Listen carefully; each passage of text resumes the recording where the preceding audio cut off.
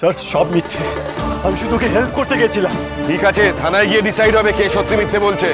চলো এখন, চলো স্যার চলো। আমি কিছু করিনি স্যার। চলো স্যার স্যার আমার কথা শুনুন স্যার, আমার কোনো দোষ নেই স্যার, আমি কিছু করিনি স্যার। যতই এই ছেলের দোষ হোক না কেন, কিন্তু আমি এই মেয়েকেও আর বাড়িতে তুলবো না, এই কথা আমি আপনাকে বলে রাখছি স্যার। আচ্ছা ঠিক আছে, এখন তোকে বাড়ি নিয়ে যান, পরে ভাববেন কি করবেন না করবেন। এই মেয়ে কোনো ভদ্র বাড়িতে থাকার যোগ্য না। গীতা,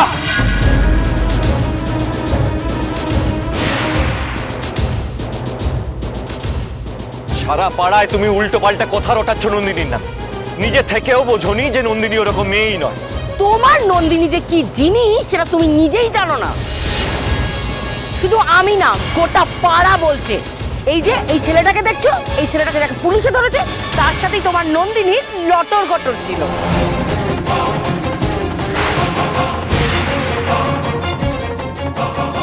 মা মা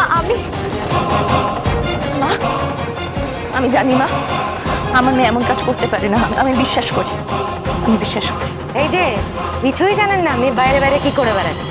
আমার মেয়ে শুধু আমাদের বাঁচানোর চেষ্টা করছে, দুবেলা যাতে আমাদের খাবারের অভাব না হয় সেই চেষ্টাই করে যাচ্ছে ও দিন রাত।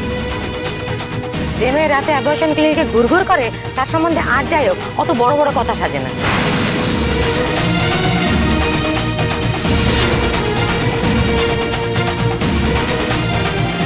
শুধু আপনার জন্য আমাকে এইসব কথাগুলো শুনতে হচ্ছে। শুনছেন সবাই আমার নামে কি বলছে, শুনছেন আপনি? আমি আপনার কি ক্ষতি করেছিলাম? কেন আপনি আমার এভাবে বদনাম করলেন? কেন? আবার সামনে বুঝি আবার শোনা হচ্ছে, তাই না? বিনা দোষে পুলিশ আমাকে নিয়ে যাচ্ছে শুধুমাত্র আপনার জন্যে। আপনার স্যার আমি বলছি এই দুজনকেই থানায় ধরে নিয়ে যান, রগরানি দিন, তাহলে সত্যিটা চুরচুর করে বেরোবে। এসব কি হচ্ছে?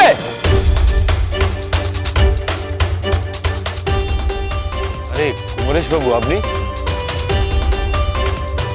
ও আমার ছোট ছেলে নবাব, আপনারা ওইভাবে কেন ওকে ধরেছেন?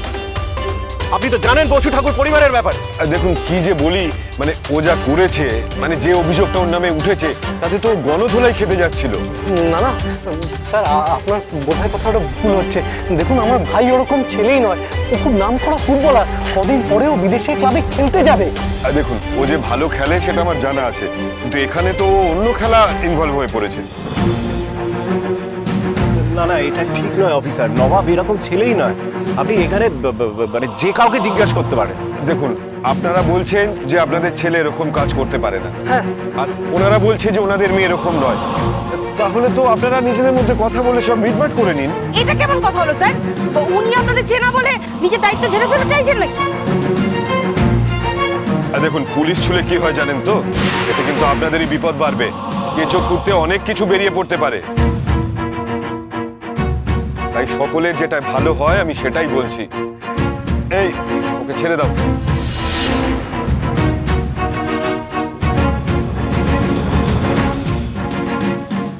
কথা বলে মেটালে তো এই আপদগুলো আবার আমাদের বাড়িতে গিয়ে উঠবে। ওদের তো তাড়ানোই হবে না। নন্দিনী তুই বাড়ি চল মা। না, যে যাই বলুক এই মেয়ে আমার বাড়ির চৌকাট মারাবে না, এই কথা আমি সবাইকে বলে দিলাম। আমাদের বাড়িতে যাবে না তো কোথায় যাবে মা?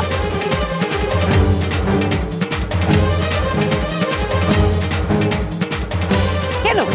যার সাথে ফষ্টি নষ্টি করছিল তাকেই বল না বিয়ে করে নিজের বাড়িতে তুলতে।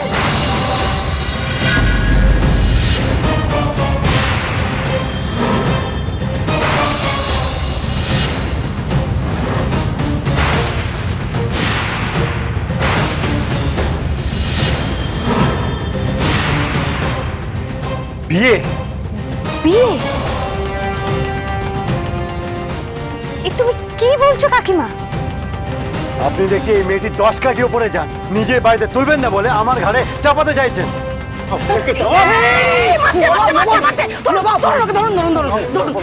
নবাব পাগলামি করিস না, পাগলামি করিস না, ওরা যা কিছু বলবে তাই মানতে হবে না। আর বলতো ভাই না, আর বলছি আমি একটা কথা বলি, কোথাও একটা ভুল কথা বুঝি হচ্ছে। নন্দিনী ভদ্র বাড়ির শিক্ষিত মেয়ে, ওর এভাবে হুট করে বিয়ে হওয়াটা সম্ভব নয়। আমি বাবা তোমরা পরে শুনবো। আর একবার যদি কে বিয়ের কথা বলে তাকে আমি ছেড়ে দেব না। এই, তুমি চুপ করো তো। আমি আপনাদের সবাইকে নিজেদের মধ্যে আলোচনা করে মিটিয়ে নিতে বলেছি। আচ্ছা কেউ ওদের উপরে চাপিয়ে দিচ্ছে না, সবকিছু ওদের মতামত নিয়েই হবে। সেটাই বলছিলাম, আপনি চলে যান না। না না অফিসার, আপনারা কোথাও যাবেন না। যেটা হবে সেটা আপনাদের সামনেই হবে। এসব কি বলছো কি কাকিমা তুমি? হ্যাঁ, আমি ওনাকে ভালো করে চিনিও না। আরে স্যার আপনি বেরিয়ে যান না, পুলিশের সময় তো অনেক দাম, তাই না?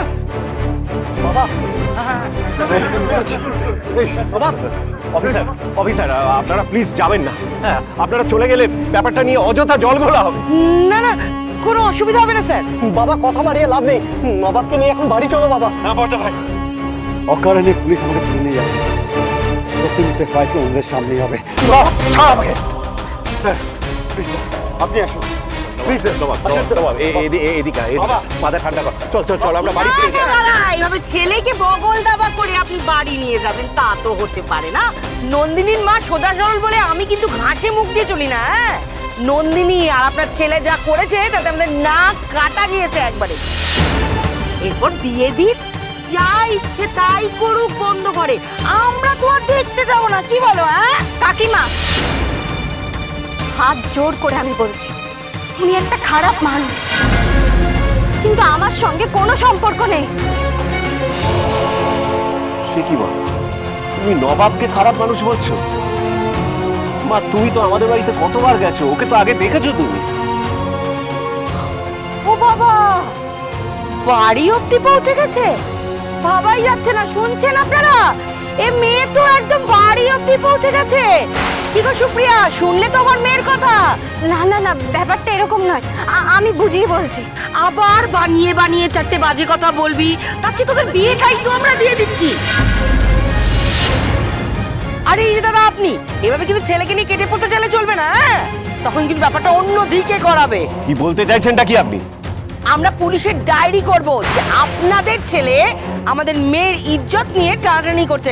কি বলছেন আপনারা, বলুন? আমাদের পাড়াতে এইসব অসভ্যতামি চলবে না। একদম চলবে না, আমরা এটা বরদাস্ত করবো না। ছেলেটাকে কোথা থেকে এসেছে বিয়ে করে দাও। কায়দা করে পুলিশকে তাড়িয়ে এখন পুলিশের ভয় দেখাচ্ছেন। করুন আমার নামে ডায়েরি, 10 দিন জেলে। এই বিয়ে আমি করবো না বলে রাখলাম। কেন এত এনার কথায় কথা বাড়াচ্ছিস? আর এটা বেপাড়া নবাব।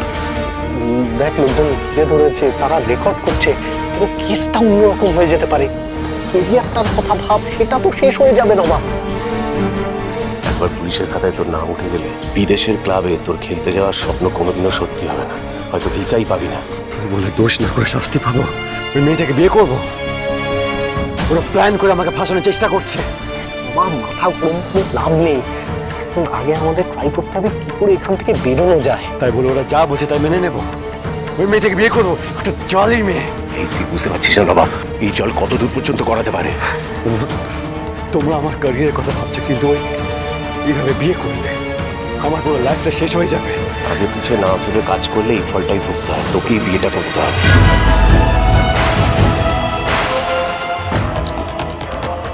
আমি বিয়ে? নন্দিনীর সাথে অ্যাবর্শন সেন্টারে দেখা, বন্ধ দোকান, সব তো তোর দিদি আঙুল তুলছে নবাব। হ্যাঁ হ্যাঁ হ্যাঁ, এ বিয়ে হবে, আর তোকেই বিয়েটা করতে হবে।